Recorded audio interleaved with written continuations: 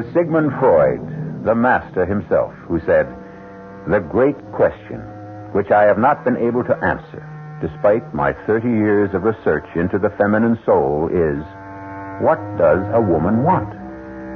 Well, such a question may have disturbed the immortal doctor, but not the man you are about to meet. His name is Silas Cunningham. And if you were to ask him, what does a woman want? Silas Cunningham would look at you in all sincerity and say, "Well, every woman I've ever met has always wanted me." And it's evidently true.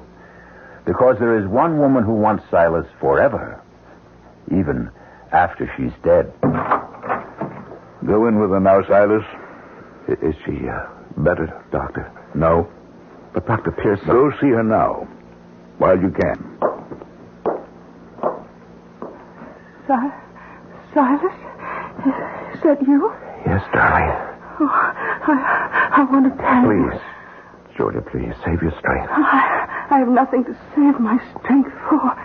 Listen to me. I'll be here. Of course you'll be here. You'll get better. I'll be here after I'm dead. Darling, I I'll don't be even... in this room.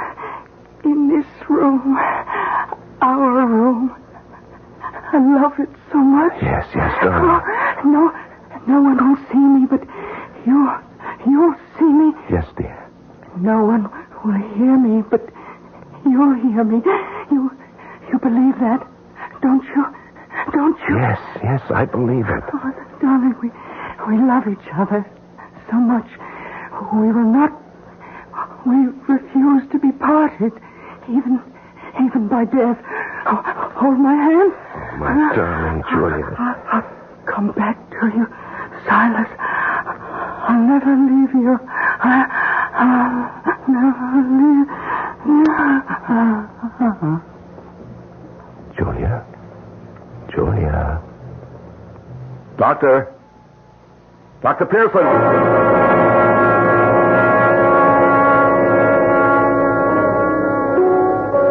Hello, Marilyn. I was afraid Of what? I'd be stood Now, up. when did I ever break a date with you, darling? Why are you late? I didn't take the early train to town. Why not? Well, I begin each day with a visit to Julia's grave. Really, sir? Yes, I arrive each morning at 9 and sit an hour. And do what? Meditate. Oh, you're such a fraud. Marilyn, darling, how can you say that? I suppose everyone in the village knows about it. Oh, yes. The talk of the town seems to be how grief-stricken I am.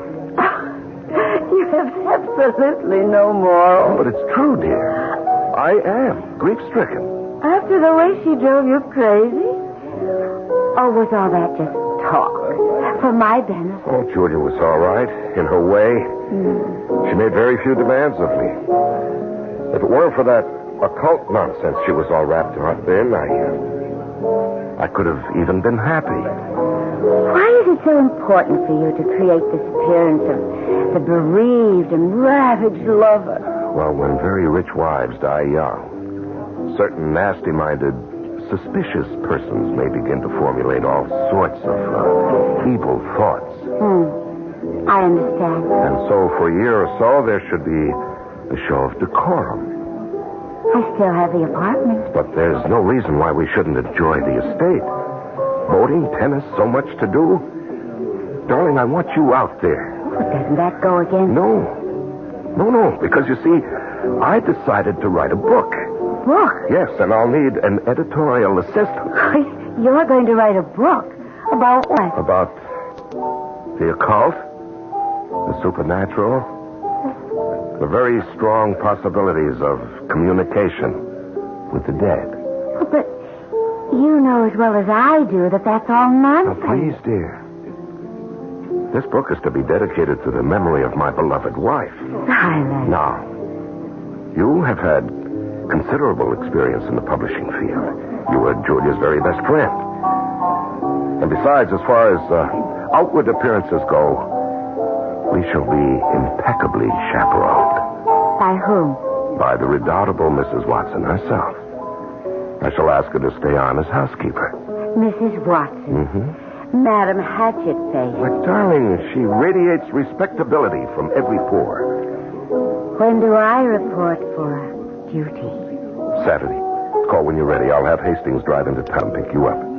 Well, here's to the book. And, to other things.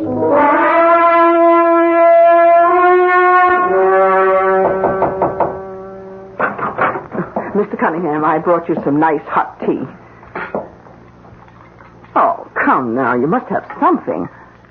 Oh, look, I know how you feel. Everyone knew. It was a real love match, you and that wonderful lady, Mr. Soul. But would Julia Cunningham want you to despair like this?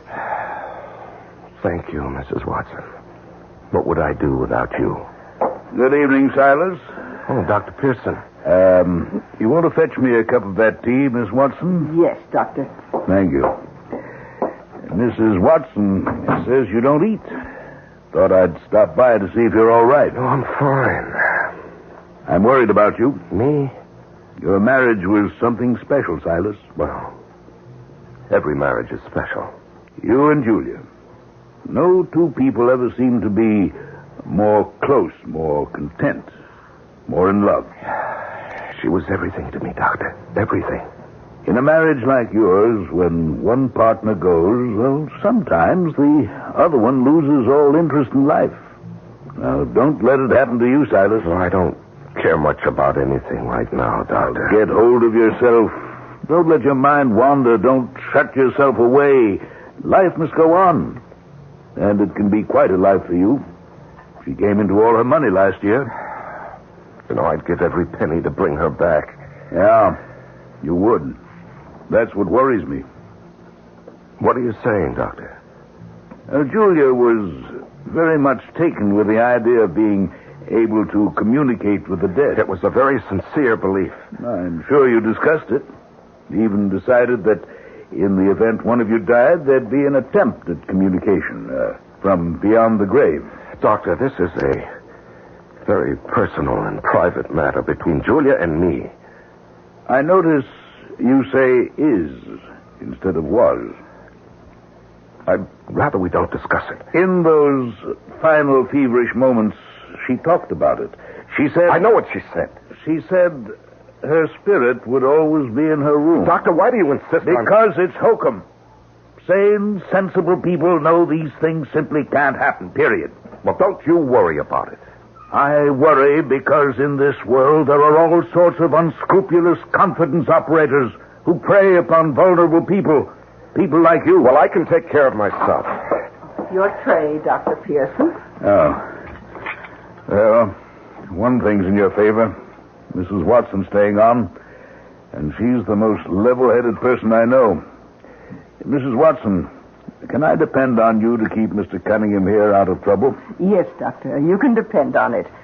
And you can depend on me.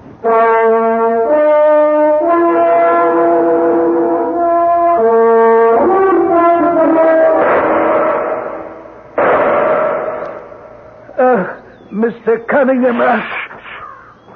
I've got a beat on them now. Oh, darn, I missed him again. Oh, well. It's too nice a day to hit anything anyhow. I just feel like making some noise in the woods. Mr. Cunningham... What is it, Hastings? Well, I don't know. I got to talk to you. I mean, I don't know what... Why don't you start at the beginning, Hastings? Yes, sir. Look, you know what's just happened to me, Mr. Cunningham? No.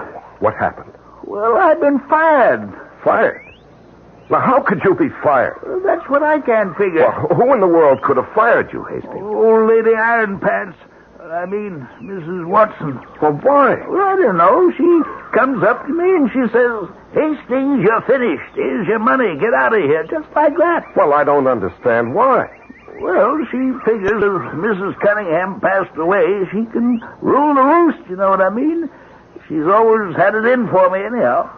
Why, Hastings? Well, I guess I'd pop off about her. Pop off? How? Well, I was only kidding, but it was about sex. Sex? Oh, come on now, Hastings.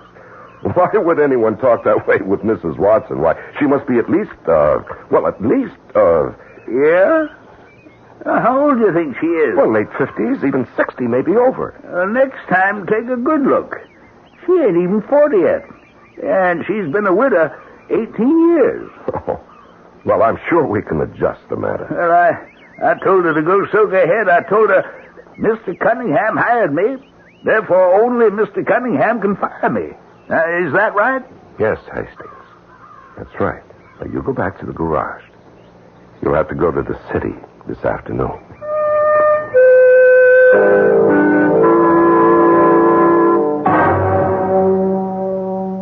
If I'm to perform my duties in a satisfactory manner, I must have the right to hire and fire Mr. Cunningham. Yes, of course, Mrs. Watson. It's just that Hastings has been with us for such a long time. I dismissed him for good cause.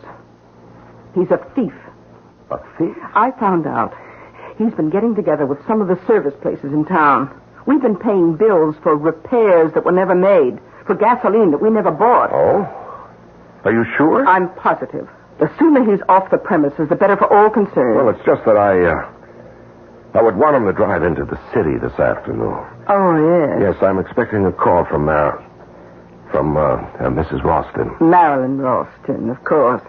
She called while you were out shooting. Oh? Did she say what time she wants to be picked up? If we fire Hastings, I'll drive in myself. Well, that won't be necessary, Mr. Cunningham. What do you mean? She isn't coming out this afternoon. Oh. Something the matter? Or any afternoon, for that matter.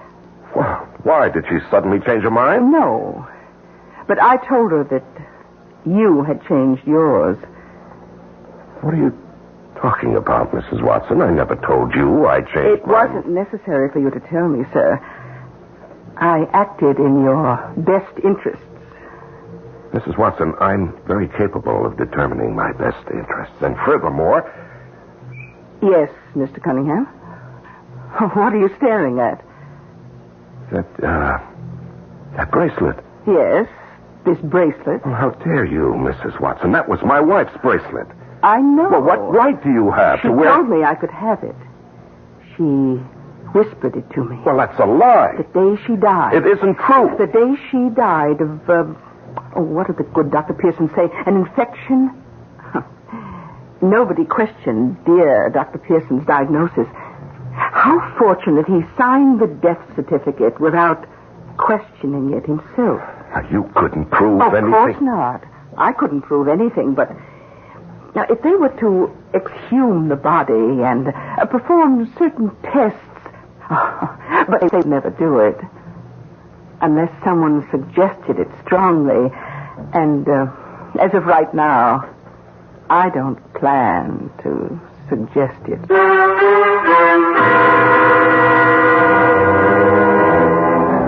Well, there you are. You get what you consider to be the perfect setup for the perfect murder. You get rid of a woman who is a thorn in your side, only to discover you've just acquired one who could be a rope around your neck. The rope either gets tightened or loosened.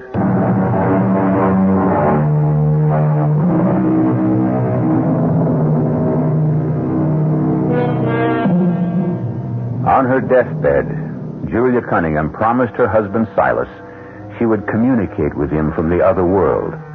However, it now develops that Silas may have more trouble than he can handle in this world. It seems that Mrs. Watson, the faithful housekeeper, has discovered that Silas had actually hastened Julia's exit from what is sometimes described as this vale of tears. Mrs. Watson, what makes you think I would have something to fear from an autopsy? Isn't it obvious? Isn't what obvious? The situation we find ourselves in. Now, if you didn't fear an autopsy, this bracelet would be off my arm, you'd fire me on the spot, and I would be out on my ear. Now, I know. Just what do you know? I know I was right about the bottle of poison. What bottle of poison? Oh, come, sir. It was in your room. I made a few discreet inquiries. I learned from a doctor that small, steady doses could produce symptoms which might appear to indicate an intestinal infection, and it would be treated as such until suddenly the patient would die. Incidentally, that doctor was not Dr. Pearson. And, just how would I be implicated? Well, if I were to voice my suspicions strenuously enough, and if the coroner should find poison... Oh, I see. Isn't it your duty as a reputable citizen to, report this? Yes, it is. Why haven't you done so? Well, I could set in motion a chain of events that could place you on a scaffold or in a prison for life. And I asked myself, now, what would be in all this for me? Well, the satisfaction that you had performed your duty as a responsible citizen of a democracy. Oh, I've been doing that all my life, and I have very little to show for it. And so I said to myself, Vera? I'll wager you didn't know my first name was Vera. Well, to be honest, I didn't even know you had a first name. That's true. To you, I've always been the invisible Mrs. Watson. And so, for the first time in my life, I did something different, unusual, unprecedented. And what was that? For once, I thought about me, my own welfare. You see, Mr. Cunningham, you had committed the perfect crime. Well, how? You seem to have detected it. Oh, the key element. Dr. Pearson. Old, fumbling, superannuated Dr. Pearson. Well, he's not all that incompetent. Oh, no. He's merely obsolete. And you counted on that. You counted on him accepting your wife's death as a purely natural event and getting a death certificate without an autopsy. Well, Mrs. Watson, now what? I assume you intend to blackmail me. Well, that's a harsh word. How much money do you want? Oh, I don't want any money. You don't want any money? No. Well, then what do you want? I want you. You want me? Yes. What does that mean? What do you think it means? I want to be Mrs. Silas Cunningham. Would you mind saying that again? I think you heard it. Yes, I heard it. I can't believe it. You know, people like you are completely unaware of people like me as human beings. Our mission in life is to serve, to be useful, to cater to all your creature concerns. But I have feelings. I have desires, emotions, yearnings. Well, I'm only 3 years older than you are. That's young enough. There's still time enough for me to enjoy a rich, exciting life. I've heard of shotgun weddings. Why turn you over to the police? I have a once-in-a-lifetime opportunity. Finally, Vera Watson, you too can become somebody. Nobody's maid, nobody's servant. Cross the line. You know, I wish I could say I admire you. Oh, well, we'll let a year go by, a decent interval, and then we'll announce our engagement. I can assure you, Mrs. Watson, you're hardly my type. Oh, perhaps. But you're mine, and after a while, I'll become yours. You think so? Oh, you'll come to value me when you know me better. Oh, by the way... Yes? Unlike so many women in love, Mr. Cunningham, I'm not blind. For example, I see how you've been glancing at your shotgun. Oh, have I been doing that? Well, I wouldn't recommend anything hasty, sir. You see, I've written a letter to my sister. It's to be opened in the event of my death. Need I say more? No. I think you've said quite enough.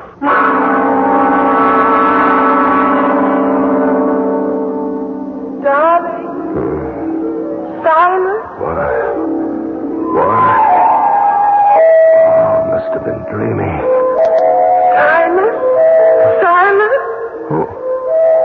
Who is that? Silas.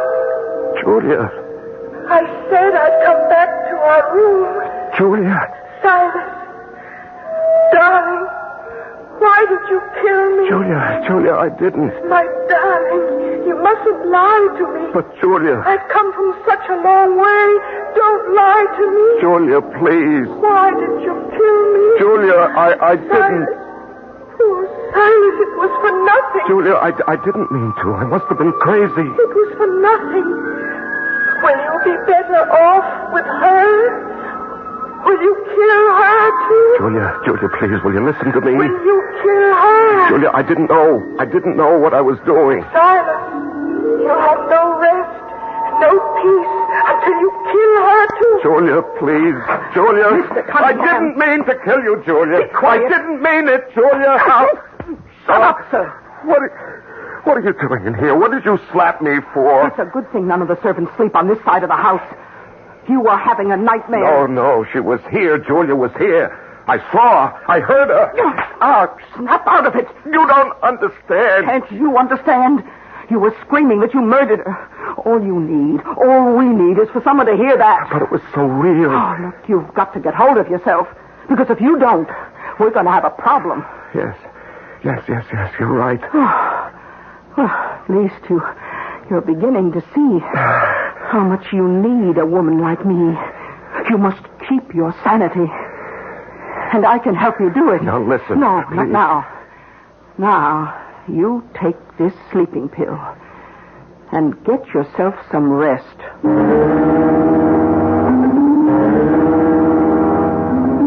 Doctor, I'm fine. I'm just fine. But you don't go anywhere. You don't do anything. Well, I don't care to. Silas, you've lost your color. You look thinner. You've got to develop an interest in life once again. I'll be all right. Silas, you're not getting all twisted up in that occult business, are you? You're not getting visits, I hope. Doctor, I loved my wife very much.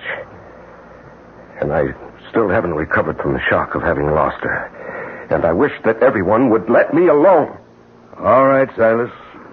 I'll leave you some vitamins. Oh, Mr. Cunningham. Oh, good morning, Dr. Pearson. Good morning, Miss Watson. Our friend here looks a bit peaked. Hasn't been eating much, I bet. No, but I'm on my way to town to buy some things to tempt his appetite. I'll give you a lift. Oh, thank you. I just have to stop by the kitchen to leave some instructions. I'll see you outside in a couple of minutes. You know, Silas, something's different about that woman. Different? No. In what way? Well, for one thing, she looks much younger. For another, she's not too bad looking. I hadn't noticed. Something's come over her. Now, what do you suppose it could be? I haven't the faintest idea.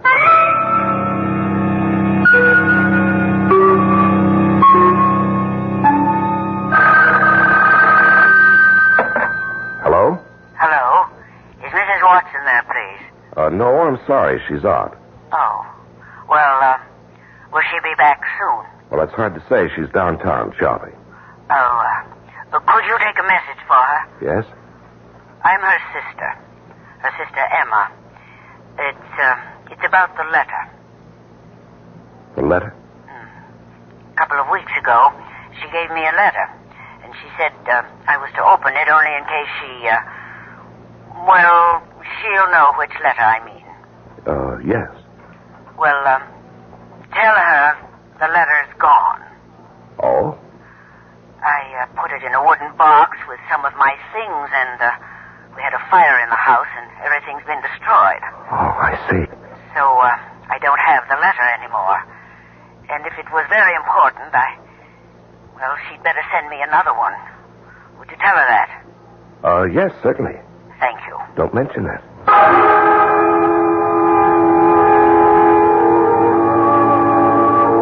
Good evening, Mrs. Watson. Oh, good evening, Mr. Cunningham. Is this how you spend your evenings, Mrs. Watson? Knitting? Knitting, reading, listening to music. Oh, I've often wondered what you did with your time. Oh, that's not true. I don't imagine you ever gave me a second thought. Well, for better or worse. Do you know what I like to do on a lovely night like this? No. Go out in a boat. Well, why don't you? Well, I never cared to go out alone. Are you asking me to go with you? Mm-hmm. Why? Well, it's part of my courtship, Mrs. Watson. Oh, you are a remarkable man, Mr. Cunningham. And you are a remarkable woman. You know, actually, you were right the other night. You're the woman I need. The woman who can hold me in balance. Vera. Vera? Yes, Vera. You know, I have the feeling that I'm falling in love with you, Vera. Mr. Cunningham. My name is Silas. Silas. Vera, I need you. I need your strength and your good sense. Well, we'll be very good for each other. You'll see. Oh, yes. Yes, you'll supply the common sense and I'll supply the romance. Now, how about that boat ride?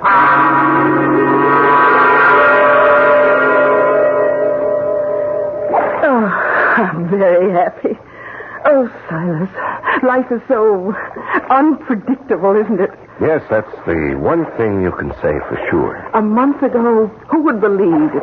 You and I would be drifting along out here, close together. You know, it's getting a bit late. Oh, do we have to go back in now? Well, we better. The breeze is freshening. We may be in for a gale. You wouldn't want to be blown out to sea, would you? Oh, no.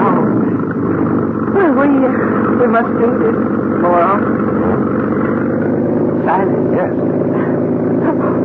So where are we headed? I mean, we're not going toward shore. That's right. But you said... What did I say? Well, that it was time to go home. I'm going home. Silas... What am I saying? What I'm saying is there's no one within miles, and this should be far enough. Far enough for what? Well, you see, you took the boat out tonight all by yourself. And I guess you fell overboard. Silas! And here you go. Oh, no, you must have forgotten my letters to my sister. Don't! Silas! I can't quit! Yes, I know. I can't help! Silas! Oh, I forgot to tell you. You had a phone call from your sister. Help! I can't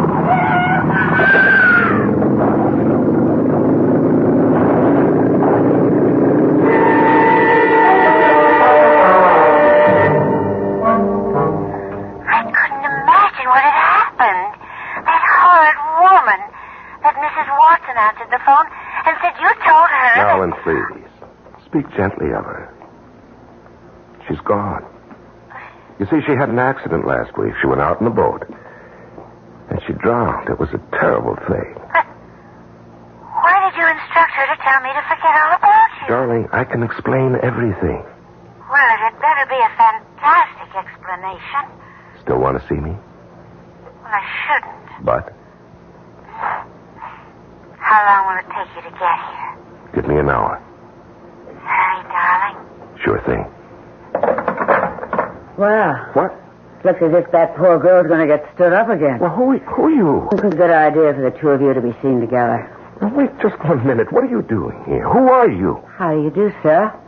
I'm your new housekeeper. Now, see here. Let's cut this nonsense.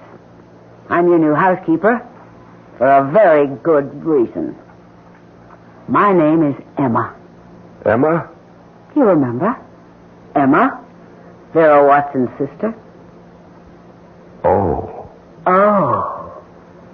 And the reason I'm your new housekeeper is because I found the letter.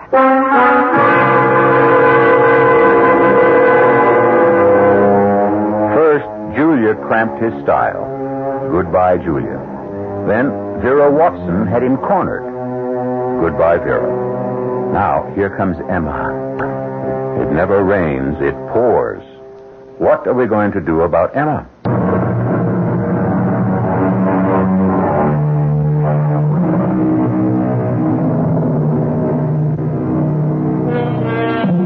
How does Silas Cunningham keep track of all his women? They all fall madly in love with him. They all want him. How does he manage them? Well, some of them have accidents. For example, his wife died of a stomachache. His housekeeper drowned. It seems she went out in the boat by herself and fell overboard. Or anyhow, that's what the sheriff thinks. Now, the latest woman who has entered his life is Emma. That's right. Emma. Yes, I spoke to you on the telephone. That's right. And I told you about the letter. Uh-huh. What are you doing here? I didn't think there was anything to that letter. Well, there isn't. Oh, Silas. Silas. When I read that my poor sister, well, actually, she's my stepsister, had drowned. Well, you know, she shouldn't have gone out in that boat alone. Oh, she didn't go out in the boat alone, Silas. You went out in the boat with her.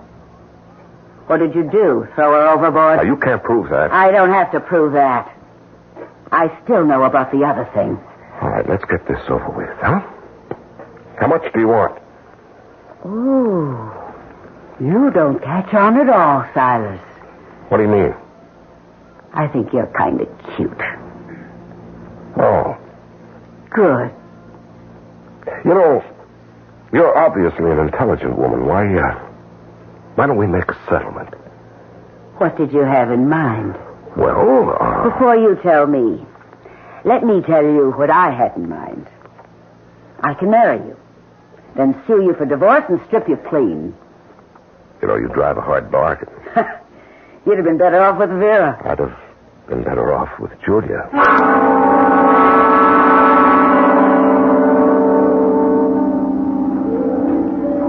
Silas.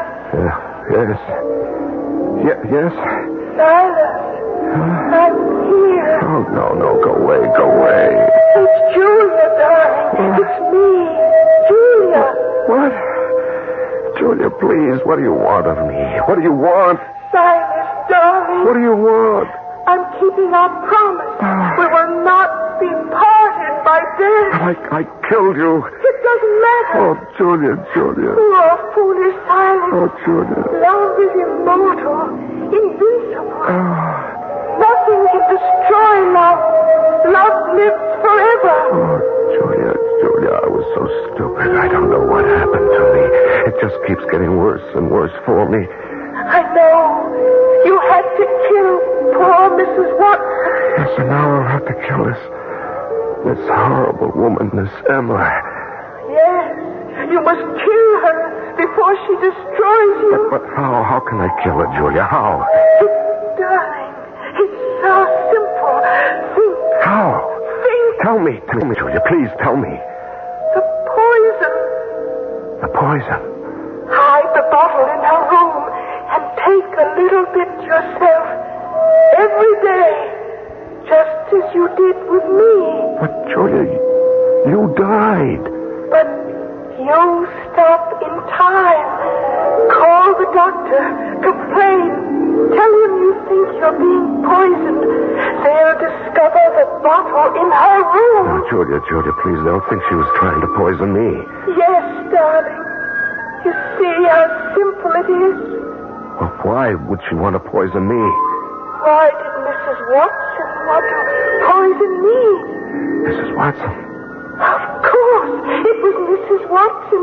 Don't you see? Emma was finishing the job her sister started. I'm dead. Now they find poison in your system. The bottle in her room. Oh, Julia, please. My darling, Julia, please. My beloved, Julia. What's going on in here? Julia. Hey, snap out of it. You're having a bad dream. No, that was not a dream. Okay, have it your way. Now, don't you humor me. I saw her. She was right here. Oh, sure. She's keeping her promise. Her promise? Yes, she said she'd come back, and she told me how I could... She told me. It's wonderful. Oh, this is terrific. Keep it up. Keep what up? Oh, what you're doing now? And after we get married, I can have you put away in the nut house. No. She was right here. You can laugh all you like, but she was here. Oh, sure she was. And she was wearing a white dress with blue shoes and a green hat, and there were little men 7 inches tall with heads like pancakes. Shut up. What? And get out of here. Don't you dare insult the memory of my wife. You better be careful how you talk to me, Silas. Why? You know what I can do. Yes, but that's all you can do. Oh, I can put you on a scaffold. You do that, and you won't get 1 single cent. You're bluffing. Am I? Call it. Silas, honey, we're stuck with each other. Why not make the best of it?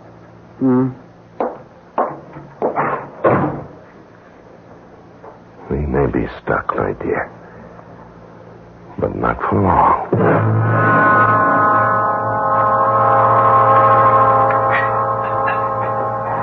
Good morning, Silas. Good morning. I hope you feel better today. I don't. Breakfast? No, just coffee. You haven't hardly eaten a thing for the last 3 days. You got me worried. Worried? Yeah, you're my meal ticket. I don't want anything to go wrong with you. Besides, as I said the first day I met you, you're cute. I don't think I'll have any more coffee either. What's the matter? Nothing. But it has to be something. Oh, well, I have these pains. What kind of pain? I don't know. Just pains. Well, where? Everywhere. Did you want me to call the doctor? No, not yet. Not yet? What are you waiting for? I'm waiting for just exactly the right time. What do you mean by just exactly the right time? There's an exactly right time for everything. Now, I better go upstairs and lie down. Can you manage? No, I can manage. I can manage everything. Dr. Pearson? Doctor, this is Emma. Mr. Cunningham's housekeeper. What is it, Emma? Dr. Pearson, Mr. Cunningham's been sick the past 4 or 5 days. Sick? What do you mean? Well, he can't eat. He has pains. He looks kind of feverish to me. Why didn't he call me? I said to him, call the doctor. But he said he wanted to wait. Wait for what? Well, he said he wanted to wait for just exactly the right time. I'll be right there.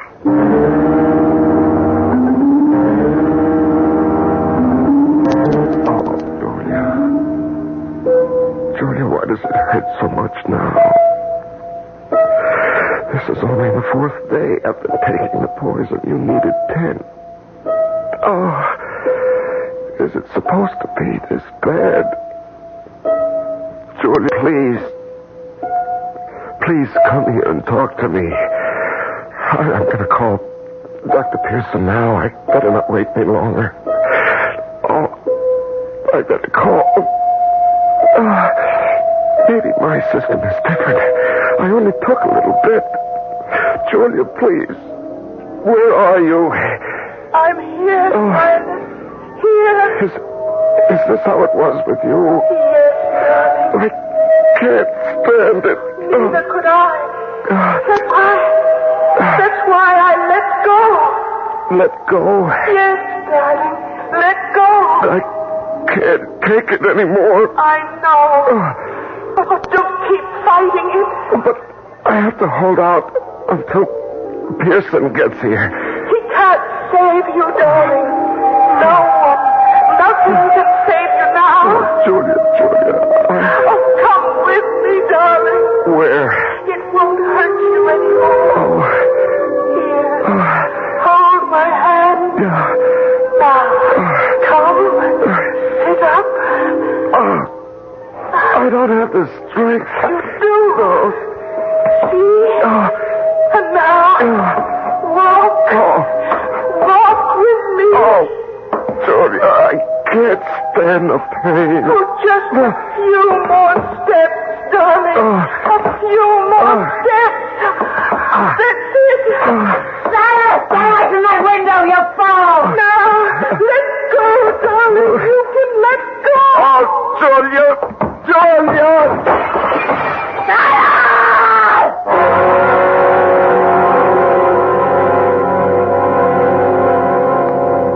Well, Emma, it's obvious. What killed him was a skull fracture. He fell out of the window and hit his head on a rock. Poor Silas. What was he doing near the window, Emma? I don't know. Well, did he say anything? He just called Julia. Julia. Yes.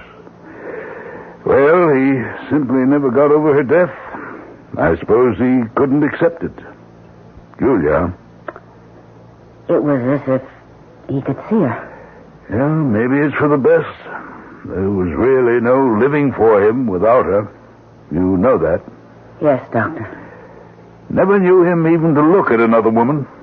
Is that right, Doctor? A very unusual man.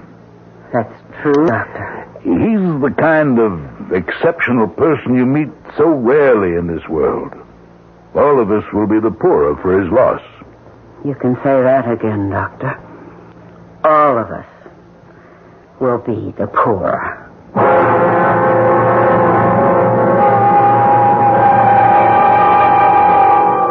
Well, you know what they say. De mortuis nil nisi bonum, which means only speak nice things about the dead.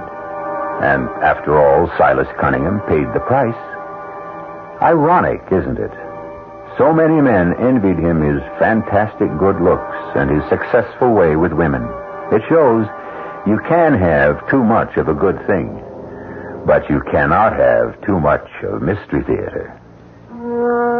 Our cast included Larry Haynes, Evie Justice, and Guy Sorrell. The entire production was under the direction of Himan Brown. This is E.G. Marshall inviting you to return to our Mystery Theater for another adventure in the macabre. Until next time, pleasant dreams.